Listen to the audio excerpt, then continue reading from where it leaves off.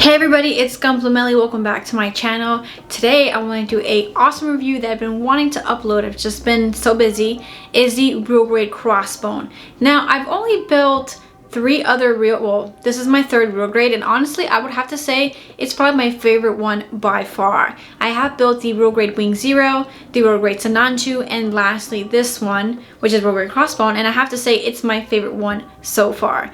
But before we get started into the review, I want to give a huge thank you to HOJ for sending me this kit to review for you guys. I'm gonna have the link down in the description below, so go ahead and click on it if you want to get this kit for yourself as well. Now let's get started into going over the kit. Okay, so let's take a closer look at the box art. So here is what the box art looks like. Now I love the simplicity of the real grade boxes. I think they look really cool with the face and then just the outline of the body, unlike the traditional Gundam artwork that's always, you know, very flamboyant and a lot going on.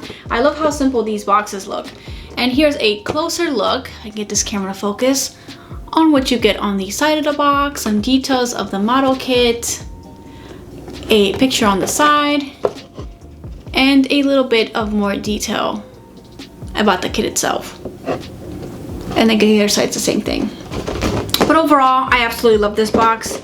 Now when you open it, it has, if I can get this focus, it has a little bit more detail about the kit and some more pictures about other kits as well. So that's what you get when you get the box. The manual, considering how tiny this kit was, I was surprised at how much came in the box and how thick this book is. I was expecting it to be just a couple pages long, but oh boy, was I wrong.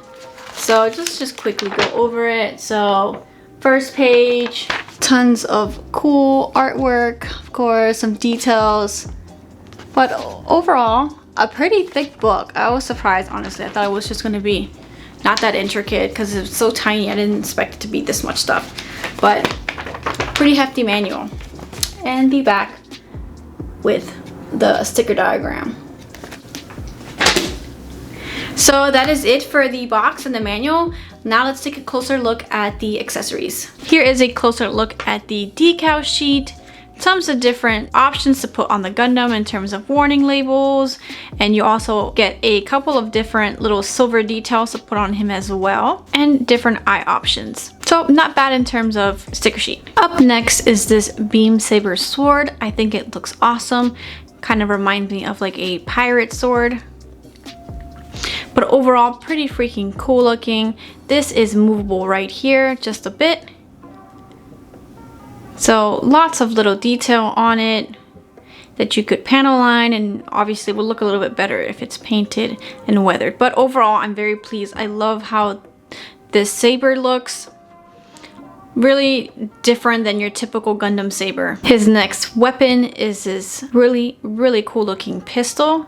Again, very pirate themed, of course, but I love the way it looks. Now it does look very bland, so you will need to detail this just because it, you know, as you can see, it doesn't look very great. The kind of orange on here, it just makes it look kind of like a toy. This does move up and down, but I think overall, if this is painted, it would look much better. The kit also comes with 2 beam sabers, a dagger that you can insert in the bottom of the foot.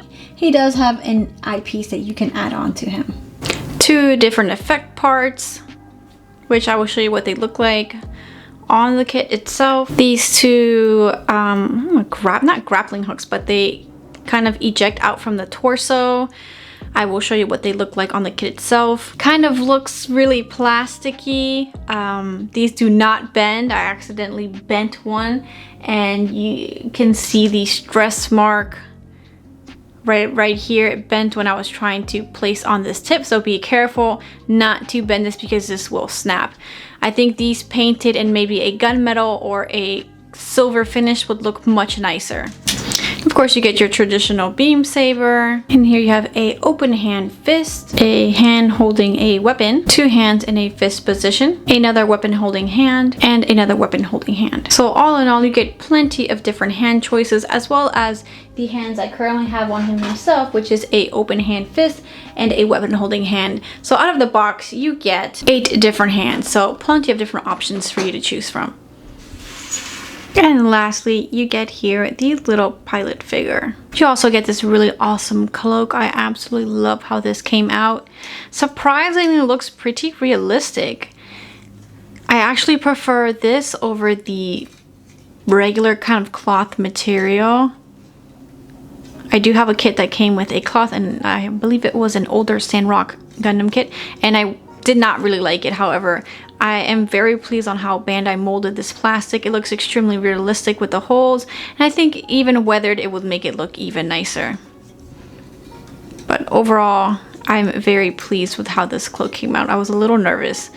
It has hinges on each of the 4 points, so they're very movable and versatile, so you can pose in all different kinds of positions. Alright, and here he is all snapped together, panel lined, and with some of the decals applied. Overall, I'm extremely happy with how he came out. It was surprisingly a pretty fun build. I didn't think it was going to take me as long as it did to build him because he is pretty tiny. You will see when I do the size comparisons to the other kits in the same real grade line. But overall, I was very happy. Most of the pieces were undergated, so you don't see many nub marks, as you can tell on the kit. Very few can be noticed, if not any at all. So I'm extremely happy with the fact that there are majority of the nub marks don't exist. So that's a great plus for me because it's very annoying to have a kit and then you just see nub marks all over the place. That is a pet peeve of mine.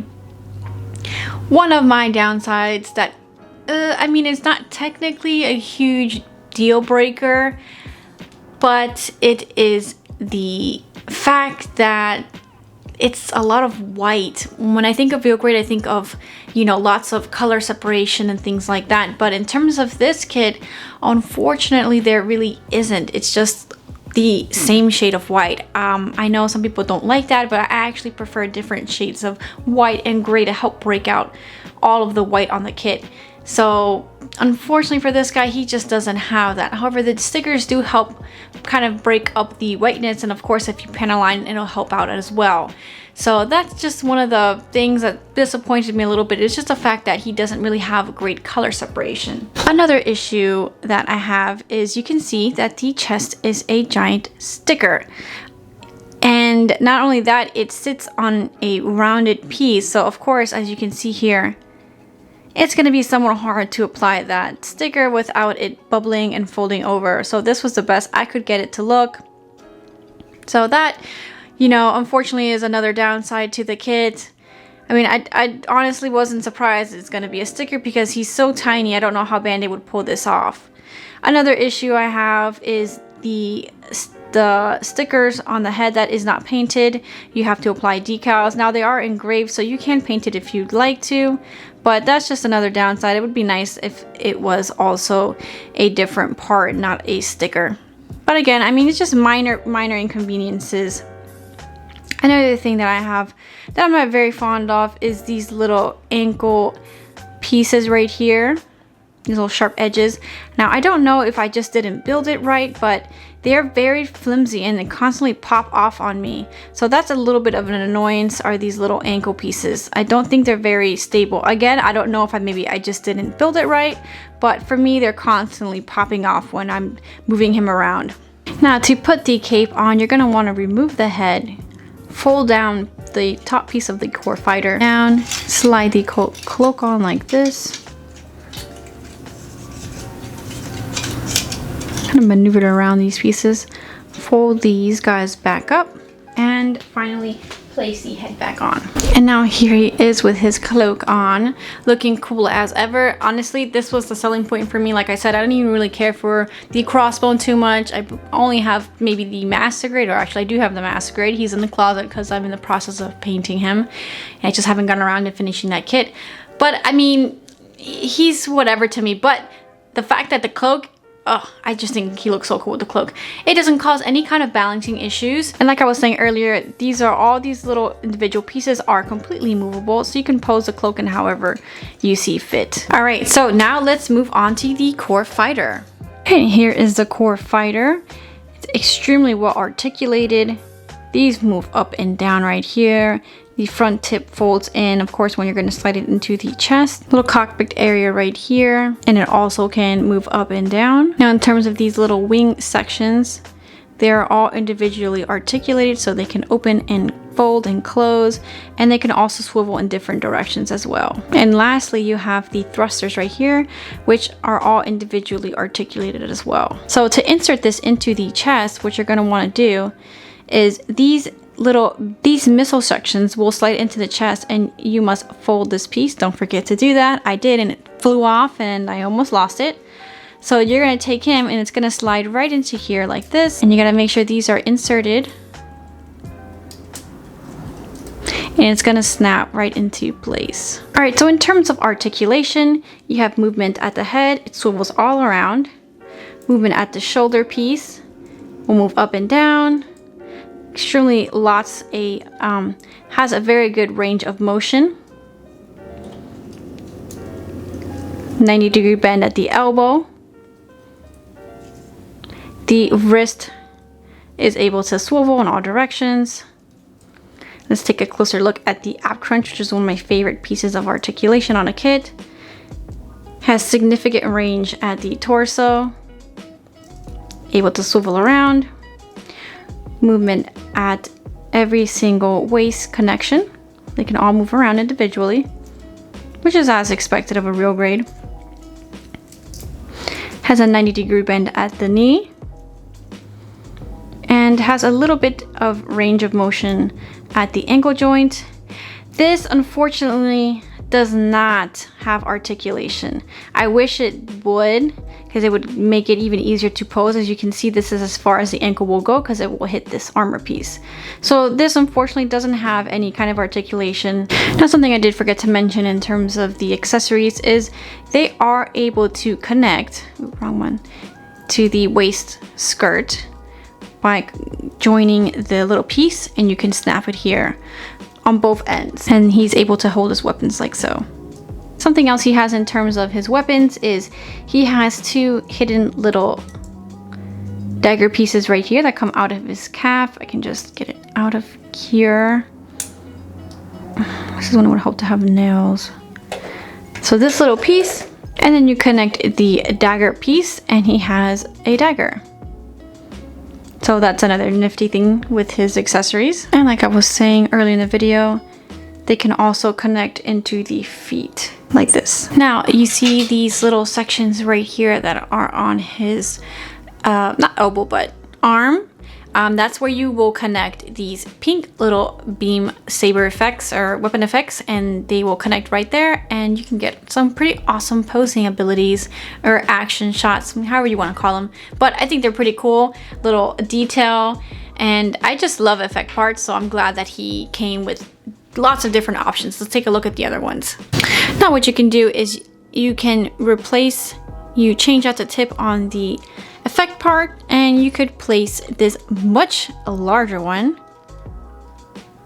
like this. Pretty good weight control, so it won't make his arm fall, but you can see it's a little bit heavy for his arm, but overall he can still pose really well with it, and that's what he looks with it on. Pretty freaking awesome if you ask me. I just love the amount of effect parts that came with him. I mean, I love effect parts, so some of those, you know, some people don't like him.